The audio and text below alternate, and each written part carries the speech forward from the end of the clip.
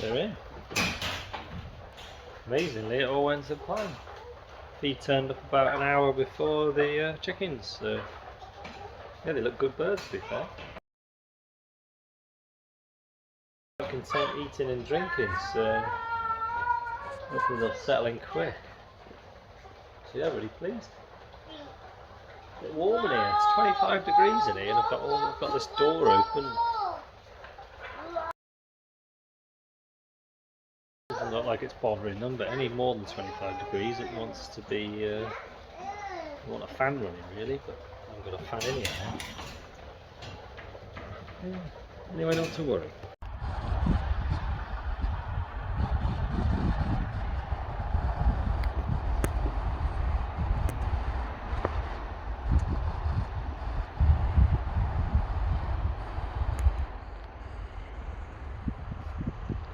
It's Shore Farms again. Can't believe it really. Spud spraying today.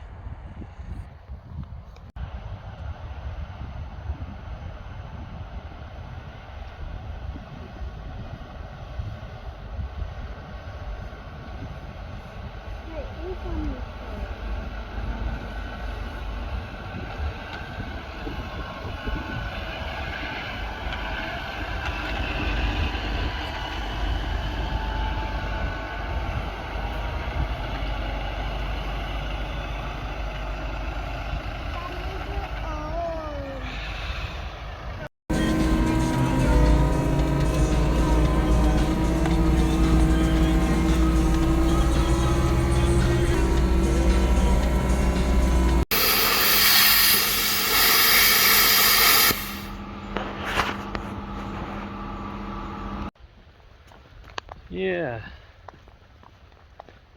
this is like 2 days later now from when the hens arrived. I just realised I got no footage apart from that clip of the trailer. Got no footage of the hens arriving, just because it was a bit manic, and you just don't think about it, do you? But yeah, everything went to plan amazingly. The feed turned up about 10, must be about 10-11 o'clock. Helpful guy, driver came, nice bloke. And then the hens turned up about 12 o'clock, so got them all unloaded before tea time, lunchtime. So yeah, everything, and they were nice looking birds to be fair. I'll go in there now and have a look, but it'll be dark. But I tend to go in now in the evening once all the lights are gone off and just have a walk through everything. So, because it means I can just have a look around without disturbing anything really at night. And yeah, there's various reasons, but so anyway, what was I saying? Yeah, quite pleased with these hens.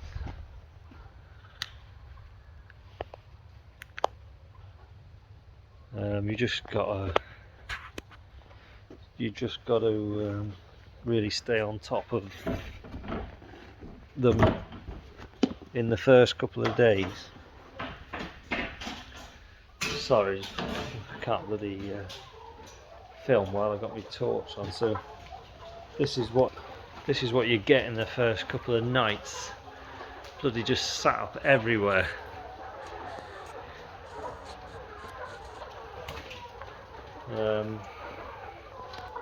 Yeah, what you get on the first few nights is that they're just, because they're in a new environment, they just want to perch as high as they can. I suppose that's a natural instinct. So they tend to just pick the highest spots in the shed and just jump up. But if you go through them once the lights are gone off, you go through and put them back, lift them down to where they should be. After the couple of nights, they settle in and they're all right then.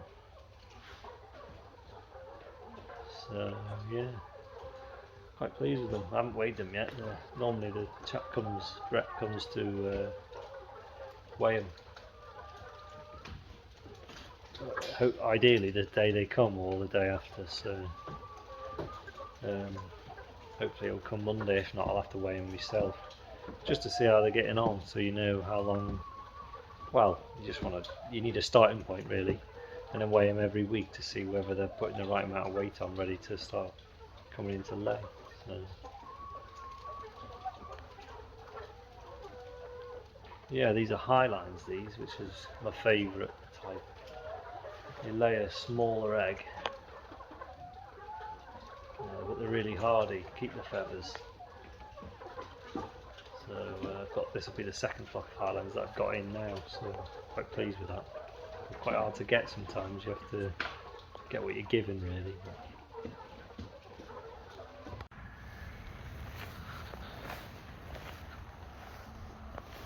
Just in our 4 acre, this will be third cut for it, and reseed. Spring.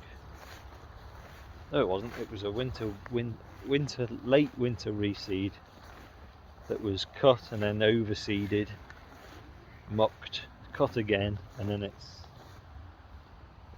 bloody bare here, but it's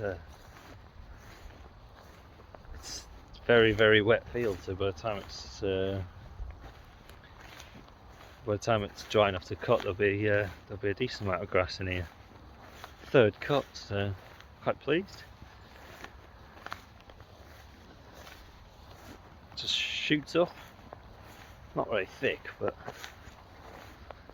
yeah.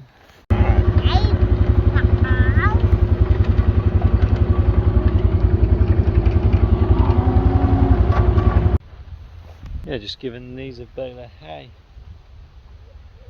There's plenty of grass on here, but it's getting a bit late in the year, and they don't just like the grass this time of year. It's a bit dirty, so I gave them a bale of hay the other day, and they munched straight through it. So give them a bit more. That's just the top of an IBC. I don't know whether it's any good really, but it just stops them trampling it all into the ground. So yeah, just giving these a bale of hay. There's plenty of grass on here, but it's getting a bit late in the year, and they don't just like the grass this time of year. It's a bit dirty, so I gave them a bale of hay the other day, and they munched straight through it. So give them a bit more. That's just the top of an IBC.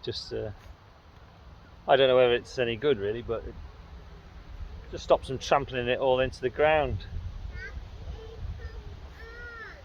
So yeah.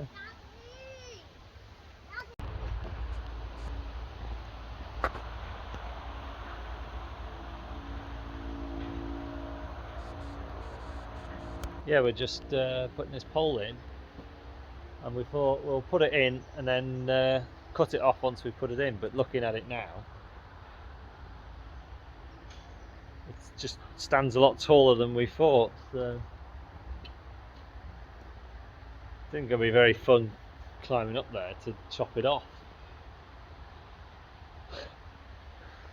Anyway, we'll get there. We'll get it marked up where we want it anyway, and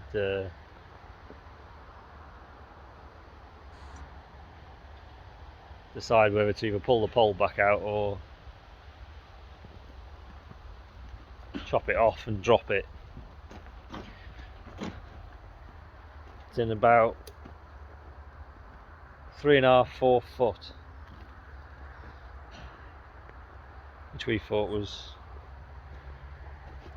enough really. It's in solid clay, so we'll surround it by concrete.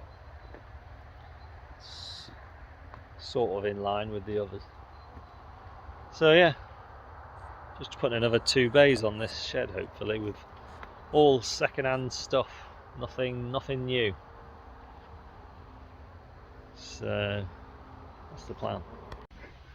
yeah, we've just been and had lunch, and bloody concrete's not set at all. So could do with some of that Shore Farms concrete. I don't know what they do to that, but been right handy if that had set in an hour. Yeah, it's weird, isn't it? Well, like, concrete around here sometimes takes 2 or 3 days before you can walk on it. So it would be times like this. It'd be handy to have some of that stuff, whatever they have. 'Cause I wouldn't mind letting go of that really and get the next one dug in. But it's going to piss it down now, and it's forecast rain in an hour, and it's forecast heavy rain all afternoon. So that'll put a stop to the job. But yeah, so we've still got the tabs to weld on for the for the timbers. So I think Dan's going to set about doing that now, and then we're ready to go. Really, just get the back post. The back posts are going to be metal. We've already concreted some little pads for them to sit on. We've already put a bit of concrete there and there. So yeah, the back posts are going to be metal because I just had 2 square bits of post liner there. And then front ones are poles because they're pretty high. I didn't have any steel that was that tall.